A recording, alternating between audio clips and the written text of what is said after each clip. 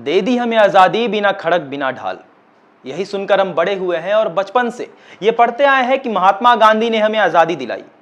और जिस पन्ने पर इस बात का जिक्र रहता था उसके नीचे कहीं कोने में 3 छोटी तस्वीर बनी मिलती थी, जिसमें भगत सिंह, राजगुरु व सुखदेव हमें देखने को मिलते थे।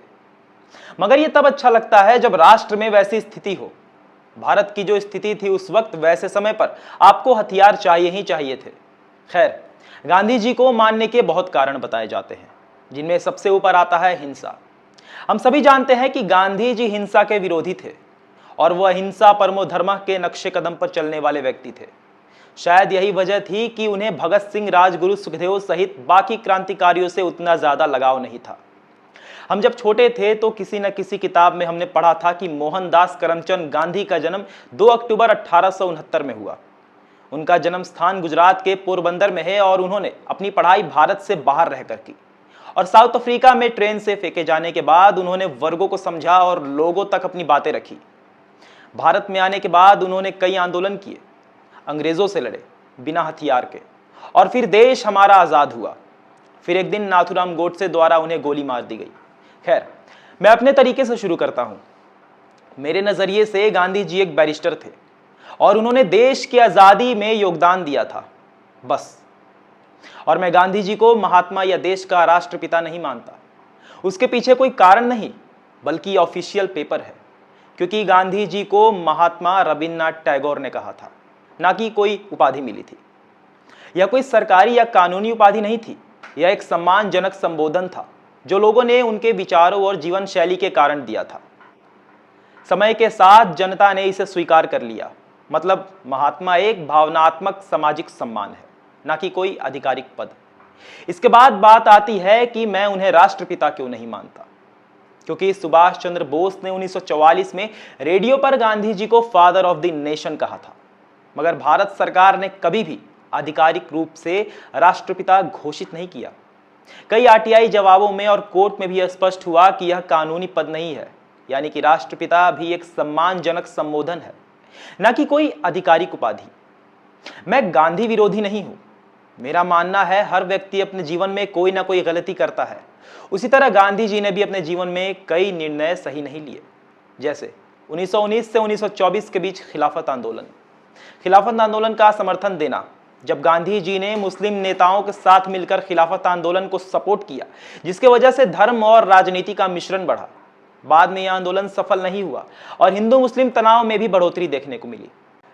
चौरी चौरा कांड 1922 में चौरी चौरा कांड के बाद गांधी जी ने अपना आंदोलन वापस लिया। चौरी चौरा कांड में हिंसा होने पर गांधी जी ने असहयोग आंदोलन रोक दिया। इसका असर यह हुआ कि कई क्रांतिकारियों को लगने लगा कि इससे आजादी की लड़ाई को बड़ा झटका लग सकता है, और फिर लोगों का मनोबल गिरा। तीसरा है भगत सिंह के फांसी का मुद्दा। भगत सिंह, राजगुरु व सुखदेव की फांसी के समय गांधी जी पर आरोप लगे कि उन्होंने पर्याप्त प्रयास नहीं किया। उस समय कुछ लोग मानते थे कि गांधी जी अगर चाहते तो भगत सिंह, राजगुरु व सुखदेव की फांसी रुकवा सकते थे। दूसरी ओर कई इतिहासकार कहते हैं कि उनके पास उस समय सीमित शक्ति थी, पर उन्होंने इसका इस्तेमाल नहीं किया।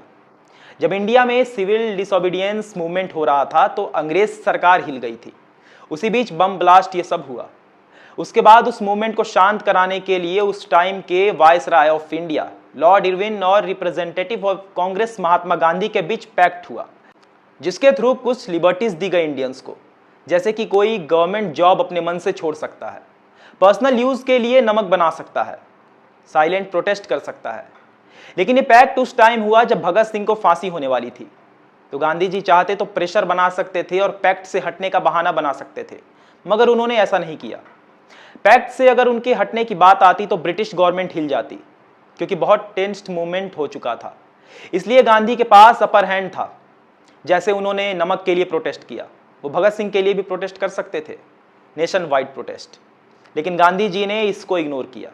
ऐसा नहीं है कि उन्होंने अहिंसा के चलते सपोर्ट नहीं किया, यहाँ तक कि वे पहले भी बहुत लोगों को सपोर्ट कर चुके थे हिंसा में, जैसे खिलाफत मूवमेंट, वर्ल्ड वार फर्स्ट, मगर उन्होंने अनदेखा किया। 23 को फांसी हुई, मगर इन्होंने उससे 18 दिन पहले 5 मार्च को ही पैक्ट साइन कर लिया। चौथा, विभाजन में गांधी की भूमिका। पार्टीशन ऑफ इंडिया के दौरान गांधी जी की भूमिका पर सवाल उठते हैं कि वे विभाजन को रोक नहीं पाए, कुछ लोग मानते हैं कि उनके निर्णय से हालात संभल नहीं सके। रामचंद्र गुहा के इंडिया आफ्टर गांधी में इसका जिक्र है कि गांधी जी का कहना था कि विभाजन मेरी लाश पर होगी। गांधी जी ने कहा था कि भारत का विभाजन उनकी लाश पर होगा, लेकिन अंत में विभाजन हो गया और उन्होंने इसे रोकने के लिए कोई बड़ा जन आंदोलन भी नहीं चलाया। कई लोगों का मानना था कि अगर वे चाहते तो पूरे देश में आंदोलन खड़ा कर सकते थे, क्योंकि उनकी मोरल अथॉरिटी बहुत बड़ी थी। गांधी जी ने 1946-47 में कोई एक्टिव मास मूवमेंट नहीं चलाया।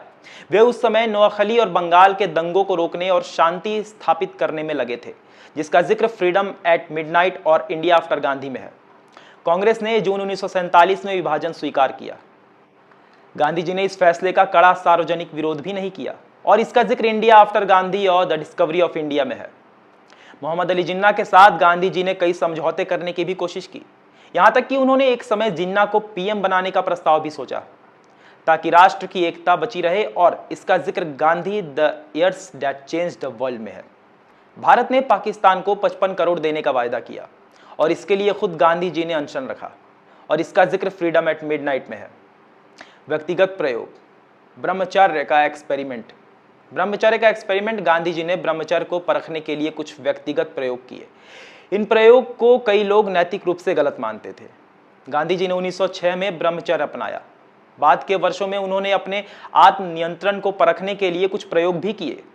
इनमें यह शामिल था कि वे कुछ महिलाओं जैसे मनु गांधी व आभा के साथ एक ही बिस्तर पर सोते थे, बिना शारीरिक संबंध के, जिसका जिक्र the collected works of Mahatma Gandhi में है, जो उन्हीं के द्वारा लिखी गई किताब है, और इसमें उन्हीं के लेटर्स और राइटिंग्स में इन एक्सपेरिमेंट का जिक्र है।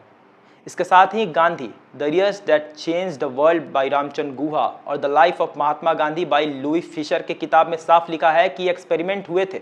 उनके कई सहयोगियों को ये प्रयोग अजीब और गलत लगे। कुछ लोगों ने इसे नैतिक रूप से क्वेश्चनेबल पावर इम्बैलेंस भी कहा। वहीं गांधी जी का कहना था कि ये आत्म संयम यानी सेल्फ कंट्रोल की परीक्षा थी। उनका उद्देश्य कोई शारीरिक सुख नहीं बल्कि मानसिक नियंत्रण था। आने वाले अगले वीडियो में और भी फैक्ट्स के बारे में हम बात करेंगे और ऐसे ही इतिहास को वर्तमान से जोड़कर लोगों तक सत्य का मार्ग बनाने का प्रयास करेंगे, जिस पर चलकर वे सच्चाई के करीब आएं और झूठ से खुद को दूर कर सकें। जय हिंद, जय भारत, धन्यवाद।